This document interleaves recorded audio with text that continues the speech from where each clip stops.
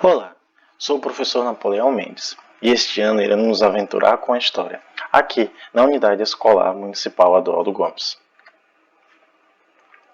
Bem, onde eu vou poder encontrar o material para acompanhar essas aventuras? Vai acontecer de duas formas. A primeira é fisicamente lá na escola, onde vocês vão pegar o material com alguém da secretaria ou outro funcionário da escola. O segundo modo ocorre toda semana quando os professores disponibilizam nos grupos de WhatsApp a atividade junto com o texto da semana. Ok? Entendido? O que fazer então depois que vocês tiverem contato ou tiverem acesso a esse material? Vocês vão ler, copiar somente as questões, responder essas questões, na sequência irão tirar uma foto e, no próximo passo, irão enviar essas fotos das questões respondidas para o professor fazer a correção e tirar dúvidas também. Tá certo? Prestem atenção e muita atenção. Quando vocês forem fazer a cópia, não esqueçam de fazer o cabeçalho completo.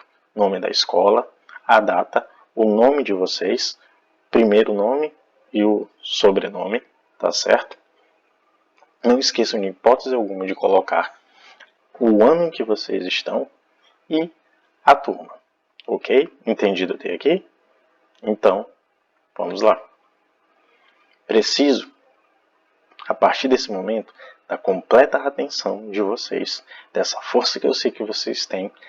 Nossa aula de hoje tem como tema a primeira Constituição da República Brasileira.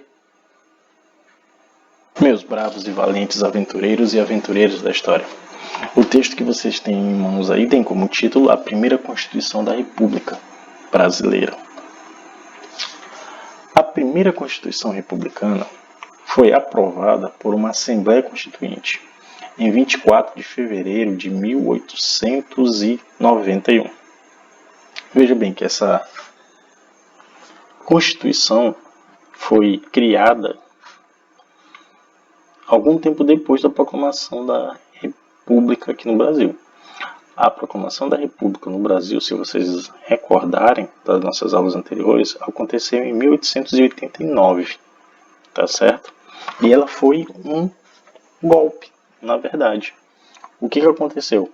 Retirou-se o antigo governo que estava encarregado aí de liderar o país, que era a monarquia brasileira. Retirou-se a monarquia do controle do país e estabeleceu-se um novo governo no Brasil, que foi chamado de República. Entendido até aí essa pequena revisão? Na aula de hoje, nós vamos conhecer as principais características dessa primeira Constituição Republicana, a Constituição de 1891. Só enfatizando aqui para vocês, ela não é a primeira Constituição da história do Brasil. Na verdade, antes dela, existiu a Constituição que não chegou a ser outorgada, efetivada, de 1823, que foi uma Constituição que havia sido feita com o objetivo de diminuir os poderes de Dom Pedro I. Dom Pedro I não aceitou, tá certo? E eliminou essa Constituição. Posteriormente, em 1824, ele convocou pessoas de sua confiança, tá certo?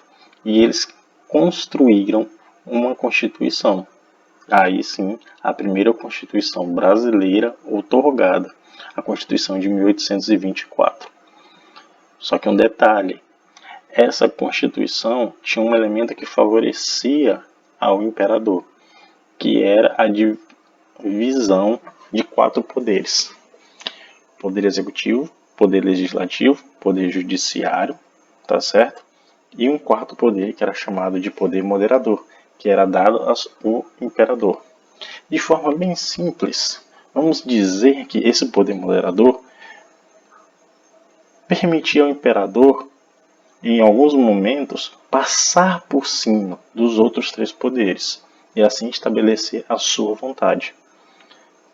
Isso caracterizou para muitas pessoas desse período um toque absolutista no governo de Dom Pedro. E isso não foi bem visto. Vamos lá, as características dessa primeira Constituição. Voltando ao assunto de hoje, tá certo? Letra A. A primeira característica vai ser o federalismo. Esse princípio estabelece que os estados, nome que vai ser dado às antigas províncias, passaram a ter grande autonomia. Cada estado, então, poderia contrair empréstimos no exterior, ter forças militares próprias, criar e cobrar impostos, eleger o governador, fazer leis e etc. Essa característica do federalismo ela é muito importante, porque na verdade ela é uma das bases da nossa Constituição. Até hoje essa característica é pedra fundamental. Os estados têm certa autonomia em relação ao governo federal, podendo tomar algumas decisões que concorda ou não totalmente com o que é estabelecido pelo governo federal, pelo governo executivo, no caso, o presidente. E aí, meus aventureiros, já estão sentindo esses músculos começarem a trabalhar? Isso daí significa que o estudo de vocês está dando resultado. Estamos ficando mais fortes, mais rápidos, mais sagazes, mais espertos, conhecendo mais sobre o nosso passado, conhecendo mais sobre a história do ser humano. Tá certo? Então, vamos continuar com a aula. Bem, a segunda característica dessa Constituição, a de 1891, é que o Brasil passava a ser uma república federativa presidencialista. E, como tal, ela era baseada em três poderes, sendo o primeiro o executivo. O poder executivo era liderado pelo presidente da República, que era eleito e governava por um período de 4 anos, como até hoje ainda ocorre. O segundo poder existente é o poder legislativo. Esse poder é exercido pelo Congresso Nacional, que é formado pela Câmara dos Deputados e pelo Senado. O terceiro poder é o judiciário, que é exercido por juízes nomeados pelo presidente da República e tinha como órgão máximo o Supremo Tribunal Federal. Esses três poderes têm certa autonomia em relação a si, ou seja, eles são independentes um em relação ao outro, porque eles cuidam de fazer o país funcionar. De que forma, professor, o senhor poderia deixar isso mais claro para mim? Vamos lá. Vamos tentar deixar isso um pouco menos complicado. O judiciário é encarregado de julgar quem cumpre ou não com as leis que são feitas pelo legislativo. Tá certo? Então, o legislativo, nesse caso, cria as leis. Justamente, o legislativo é responsável por elaborar as leis que são necessárias aí para que a sociedade possa conviver pacificamente. Certo? E o executivo, então? O executivo, ele vai ser responsável por fazer com que essas leis sejam cumpridas. Ou seja, fazer com que essas leis se tornem ações, se tornem práticas. Deu para vocês entenderem dessa forma? O executivo fazer as ações, fazer as leis valerem, se tornem práticas. O legislativo cria leis para que a sociedade possa assim conviver.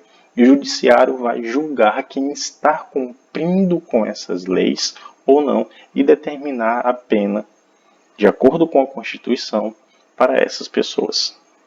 Entendido até aqui? Eu espero que sim. Bem, espero que estejam entendendo tudo até o presente momento. Mas se não, ainda resta alguma dúvida, não se preocupe. Isso é parte do processo que nós estamos passando. É parte do caminho pelo saber. É parte pela aventura de entender a história do ser humano. De entender a presença do homem no nosso planeta, o planeta Terra. Se estiverem com mais dúvidas, vocês podem entrar em contato comigo pelo privado no Instagram, ou então deixe seu comentário aqui abaixo. Farei de tudo para responder prontamente aos comentários e às perguntas que forem feitas. Entendido? A terceira característica dessa Constituição é a que coloca a Igreja Católica separada do Estado. Como assim, professor? Quer dizer que antigamente a Igreja Católica ela era ligada ao Estado? Sim, nos tempos do Império, principalmente os membros do clero chegavam inclusive a receber um salário que a coroa, o Império, destinava a eles. Então, resumidamente, os membros do clero se tornavam dessa forma, por receber um salário, funcionários do Estado, funcionários do Império. E no final do Segundo Império, isso vai gerar algumas complicações por causa da questão religiosa, que vai pôr em xeque aí o governo do imperador Dom Pedro II no Brasil, como nós já vimos nas aulas anteriores, tá certo? Olha só. Então, a Igreja Católica foi separada do Estado e os brasileiros passaram a ter liberdade de culto. Além disso, criou-se, olha só, com essa separação, foi necessário que o Estado criasse documentos para que ele tivesse também a sua autonomia em relação com a Igreja Católica. Que registros são esses? O registro civil para nascimento, o registro civil para casamento e o registro civil para óbito. Anteriormente, o que se valia eram registro de batismo e o casamento, que eram dados pela Igreja Católica. Então, esses documentos que eram os únicos documentos legais que existiam.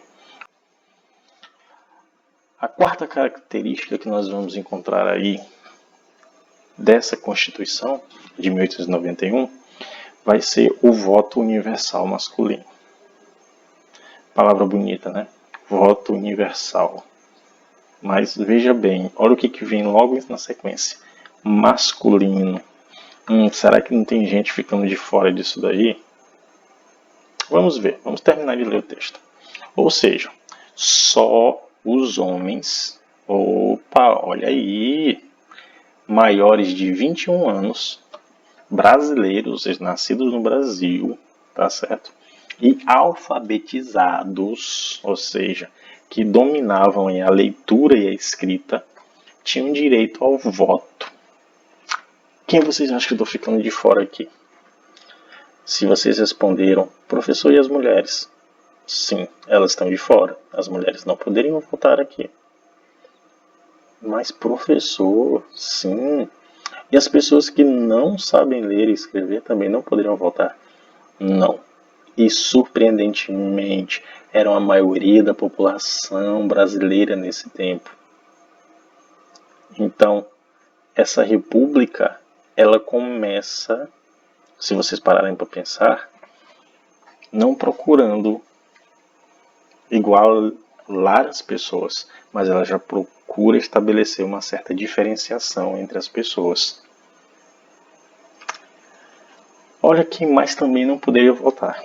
Soldados e religiosos do clero regular, ou seja, aquele clero que vivia nos monastérios, como por exemplo os monges e frades, mesmo sendo brasileiros e maiores de 21 anos, não podiam votar.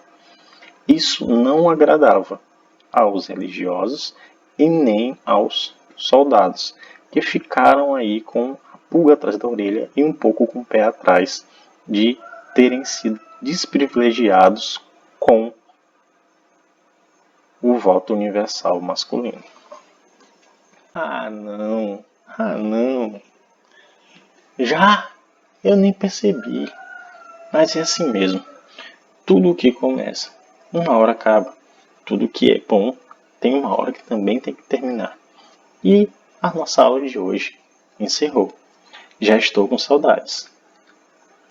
Espero tenham aproveitado, assim como eu, a aula de hoje sobre a Constituição de 1891. Agradeço desde já a atenção, a presença e a força de vontade de vocês. Tenho certeza que o momento pelo que passamos logo vai encontrar uma solução e poderemos estar todos juntos novamente. Tá certo? Esse é o fim. Por hoje, hein? Tchau!